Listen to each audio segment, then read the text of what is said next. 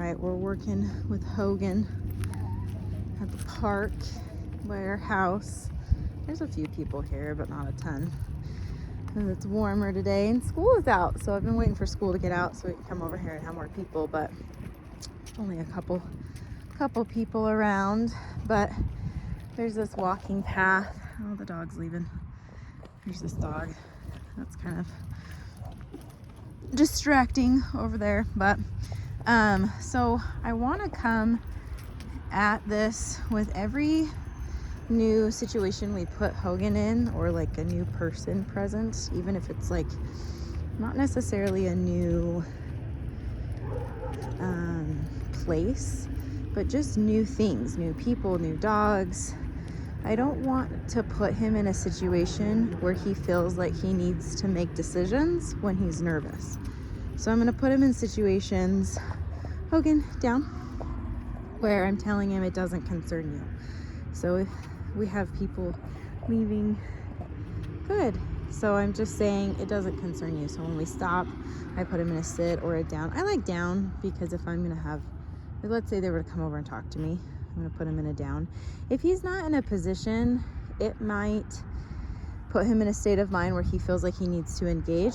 I see him try to engage with people even when he doesn't want to. So he'll kind of come up and sniff their feet, but he doesn't want them to touch him. Like he'll allow it, but his tail will tuck under. And so what I see from that is he thinks that every time there's people around, they're going to pet him. And so he kind of needs to sniff them, get some information about him. Okay, Hogan, come on.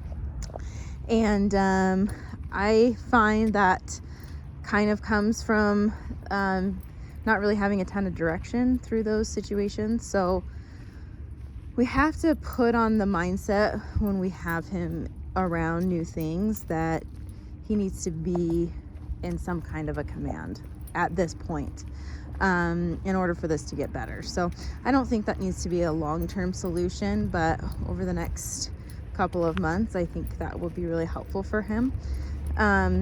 So I'm also working on making sure that when we're walking, he's paying attention to me. So sometimes he gets a little mindless and he doesn't always follow or stay tucked into the heel position. He'll kind of get lackluster, or he might go sniff where other dogs have pottied.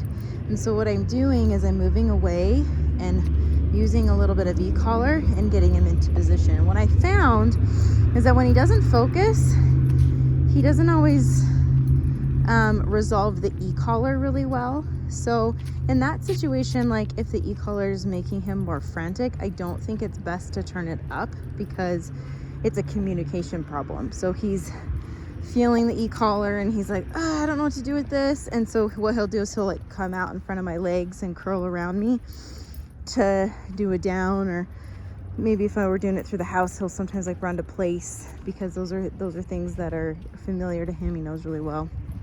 And so when I'm working on the heel, I have found putting him on Ruby's prong collar has been a little bit helpful. And I don't even need to tug the leash a ton, hardly at all. Let's see if I can get him to lose focus. We'll go over by this tree where other dogs have gone potty. So most of the time when you go up to a tree right there, heel, I'm gonna just kind of tuck him in with that leash. So my hand is going behind my rear and back, and so I'm not holding, I'm kind of gathering the leash so there's not a lot of length.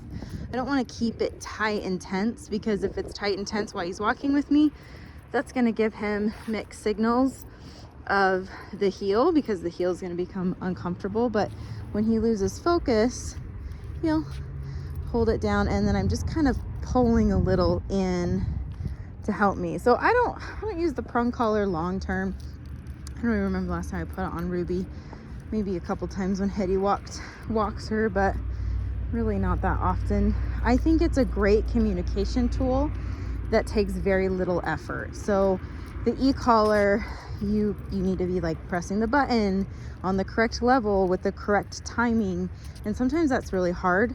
And so with the prong collar, what we can do is move away and just like a little bit of guidance. So I'm holding it, come on buddy, good boy, until he feels the pressure of the e-collar go away once he's in that position.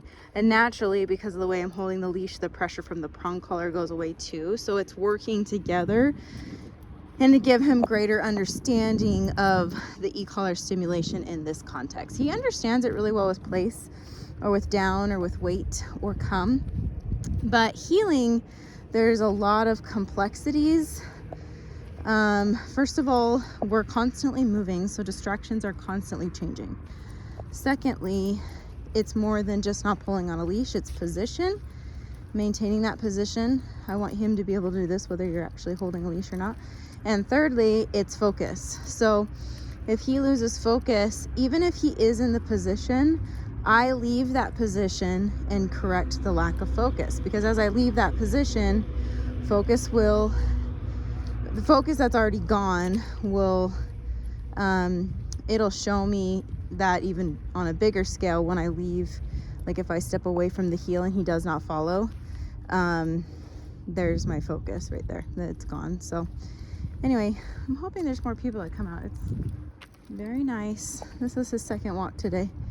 He went with McKay and Hetty earlier and he did good. So Hetty loves Hogan so much. She helps me feed him. So anyway, yeah, he's doing really good with this, but I find that taking more of a proactive approach, we're getting him in situations and we're saying, hey Hogan, you're gonna do this, this, this, and this, and that thing, that stranger, that person, that dog, that random new thing in your environment that you're unsure about, it doesn't matter. It's a houseplant. Who cares? You're going to do this instead. And it's not like he doesn't acknowledge that it's not there. I mean, he's not dumb. He's very aware of all new things. We had cleaners over today and he hasn't met my cleaning lady, so that was really good. And she just ignores the dogs. So she's there to do her job. But yeah, so that was really, really good for him. He wants to get off and sniff people's feet on the place bed, but sniffing feet is never an invitation. Voodoo used to do that as a puppy as well.